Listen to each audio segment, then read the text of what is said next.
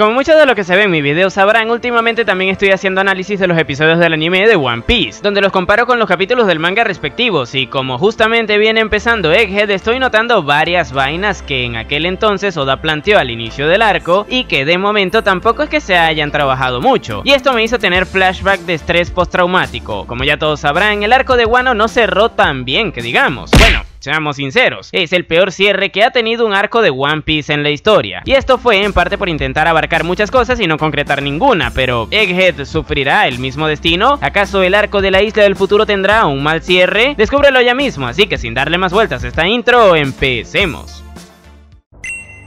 Bien, una de las cosas que siento que le perjudicaron al arco de Wano y que actualmente le podría pasar factura también al de Egghead es que se empleó tiempo en desarrollarnos tramas que al final se dejaron de lado. Obviamente en Wano esto fue mucho más abundante, pero esto se debe a que al final ese arco tuvo como 150 capítulos. En los mismos, Oda quiso abarcar un vainero, por ejemplo el caso del Kairoseki, que supuestamente era originario de ahí, pero que nunca se trabajó realmente. O también el tema de las Smiles, que al final acabó dándole un cierre temporal pero a través de un SBS. Ponele voluntad a la concha de tu madre. Y cosas así también se están viendo reflejadas en Egghead, como por ejemplo el tema económico en la isla, que limitaba muchísimo los proyectos y experimentos que el científico quería desarrollar. Al principio del arco se nos hace mucho énfasis en esto, sin embargo más adelante todo el tema se deja completamente de lado, puesto que nunca supimos cuáles eran los experimentos costosos que querían realizar, ni tampoco cómo planeaban solucionar esa problemática. Supongo que su plan maestro era quedarse sentados esperando a que Luffy llegara. Vaya, no encuentro fallas en su lógica. Y esto es gracioso porque en un momento vimos cómo habían creado una máquina que generaba diamantes artificiales, y uno creería que como mínimo nos explicaran la razón del por qué no los vendían para cubrir los gastos, pero es que ni eso, básicamente una trama dejada de lado. Y al final, como esta, hay varias en la Isla del Futuro, temas como las investigaciones del siglo vacío que hacía Vegapunk, de las cuales no se mencionaron absolutamente nada, o una que a mí personalmente me toca un poco la moral, y esa es la del poco o nulo desarrollo que tuvieron los personajes originarios de la isla. Sí, hablo específicamente de los satélites de Vegapunk, que tal parece que acabaron siendo unos vainas rojas 2.0, es decir, unos bichos que metieron ahí para que estuvieran de fondo y para que de vez en cuando dijeran alguna vaina. Y fíjense que tenían muchísimo potencial, ya que Shaka, Lilith o Atlas tenían características específicas que resaltaban un montón de la conciencia de Vegapunk, que podrían haber dado pie a que conociéramos más la forma de ser del científico, pero a través de ellos. Sin embargo, de esto se desarrolló poco y nada, puesto que sus interacciones naturales con el conjunto protagónico fueron escasas, dejando de lado a Lilith, que era la que más personalidad tenía. Los otros parecían más unos NPCs.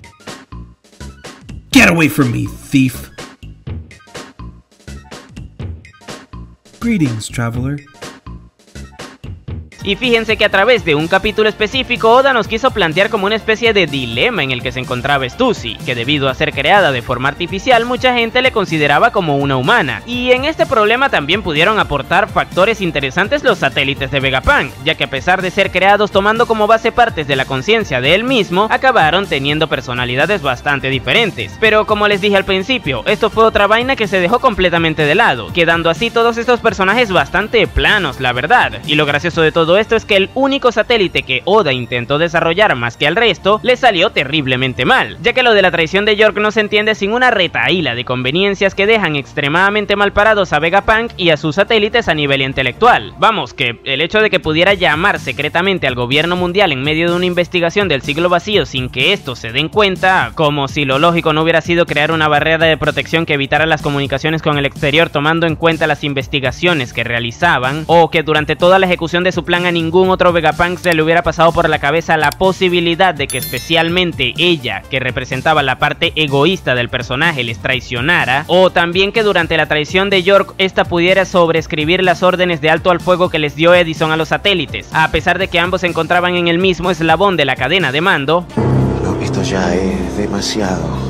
Vamos, muchas conveniencias para que al final se desarrollara un personaje que ni siquiera sirvió para generarnos una trama de misterio e intriga interesante. Pero bueno, dejando un poco de lado estas tramas inconclusas, otra vaina que se puede mencionar es lo de que los Seraphins fueron completamente dropeados de esta historia tras el salto temporal de un día. Pero esto entiendo que en parte fue beneficioso, porque si anduvieran haciendo sus cosas por ahí actualmente, estuvieran bajo el control de Saturn. Sin embargo, más allá del apartado utilitario que tienen, tampoco es que se nos haya explorado mucho sus orígenes. O sea, sabemos que fueron creados controlados por Vegapunk, pero no cómo. De momento no conocemos de qué forma le extrajeron el factor de linaje a los Shichibukai, tampoco la cantidad de genes de razas que metieron en la licuadora para crearlos. Azúcar, flores y muchos colores. Y ni siquiera cómo les vencieron antes de que se resolviera la trama de York, así como tampoco se emplearon como medio para desarrollarnos los personajes en quienes pudieran haber influido. Vamos, que tenemos a Jinbe en el mismo lugar en donde se encuentra un clon suyo, gente. Y de esto no se ha explorado absolutamente nada, a pesar de que fueron la principal problemática del arco hasta no hace mucho. Y te comes un garrón de la gran flauta. Pero bueno, ya pasando a otro tema, luego tenemos las supuestas revelaciones que en teoría deberíamos haber recibido por parte del Dr. Vegapunk. Y es que este señor es un genio, pero lo de genio lo tiene en el apartado de las vendidas de humo, porque madrecita querida, ¿cuántas veces nos ha dejado esperando a que nos revele un píxel de información de las tramas más interesantes de la historia y nos hemos quedado en nada? Estoy esperando, anciano. El ejemplo más claro de todos es el de las frutas del diablo, las cuales en teoría debería saber cómo funcionan, ya que es capaz de replicarlas. Sin embargo, cuando llegó el momento de comentarnos algo referente a ellas, viene el señor y nos suelta un poema que pareciera haber sido escrito por Paulo Coelho. Tus ojos son 2 luceros, tu mejilla 2 manzanas. ¡Qué linda ensalada de frutas haríamos con mi banano! Señor, déjele esos pasajes bíblicos a quienes le interesen y empiece a explicar las vainas como son. Pero lo peor de esto es que existe un montón de gente que se cree que esto es una revelación. Y miren, yo soy venezolano, pero eso de andar contentándose por recibir migajas es algo bien poco digno hasta para nosotros, gente. Y ojo, que esta no es la única mamada que se ha lanzado el viejo cabeza manzana en este arco, porque aquí también podemos contar lo de la energía mística del siglo vacío, que supuestamente está en todos lados, pero ajá, ¿y qué hay con eso? ¿Cómo te enteraste de esa vaina, viejo pendejo? O también lo último que se mandó con lo de la raza de los Bucanir, que supuestamente tienen una gran...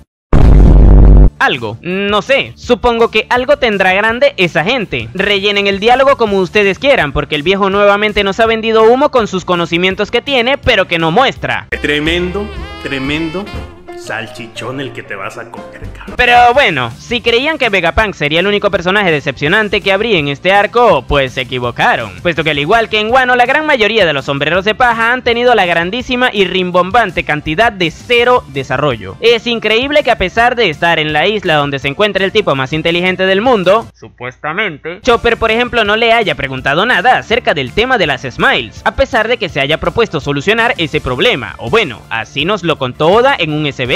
Ah, pero para andar tragando dulces como si no hubiera un mañana sí que es bueno el malparido reno de porquería ese. Mamá huevo, yo te odio, pero yo no te odio más porque tú lo odias, él odia. Ay, Dios mío.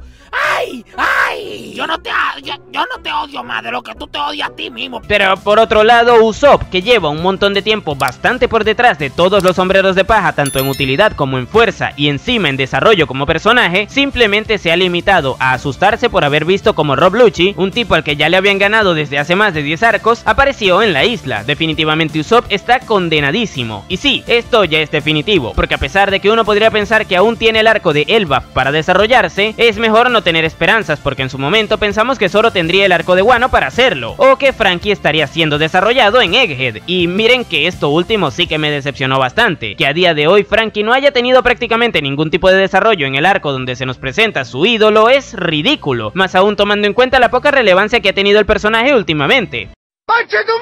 Pero bueno, supongo que en este apartado también nos quedaremos como en Wano. Nuevamente la gran mayoría de los Mugiwara saldrán sin ningún tipo de cambio o evolución de una isla en el que estuvieron. Pero bueno, para no perder la costumbre, pasemos ahora a hablar de Saturn, quien supuestamente tendría que haber sido el representante del gobierno mundial, que esta vez sí, gracias a sus actuaciones, dejará bien parado al villano final de la historia. Cosa que por lo visto tampoco ocurrirá, puesto que luego de que le acomodaran los cachetes de un puñetazo, parece que perdió todo el glamour y pasó de ser un científico frío y calculador a un muchachito llorón que deja completamente de lado sus intereses de conseguir más energía para la Mother Flame y manda a destruir completamente la isla. Vamos, un berrinche en pocas palabras.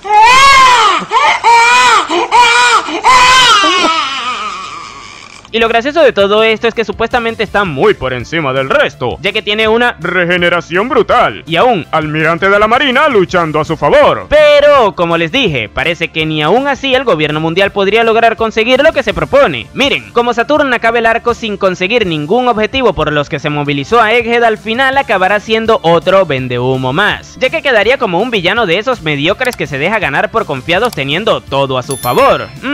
¿A quién me recuerda eso? Ah, sí, a uno de los villanos que fueron derrotados en Wano. Eres mala persona. Pero, en fin, que debido a todas estas cosas, la conclusión del arco de Egghead corre peligro, gente, ya que en resumen, hay un montón de tramas inconclusas, hubo mucho humo con lo de que se nos revelaron un montón de cosas con la aparición de Vegapunk. Aparte, por primera vez en la historia, si el cierre del arco es más conveniente para los Mugiwara que para el conjunto antagónico, le hará más mal que bien a la obra, puesto que el respeto a los villanos finales está en juego en esta oportunidad, y por si fuera poco, existen las posibilidades de que ocurra otra no desvivida en el arco, la cual sería aún peor que la que tuvo Pele en su momento, pero a esto último le dediqué un video entero que te estoy dejando por aquí. Esperemos que Egghead no cierre como Wano, pero no podemos negar que va peligrosamente encaminado a hacerlo. Dicho esto, tú puedes llamarme Napo y nos vemos en el siguiente video.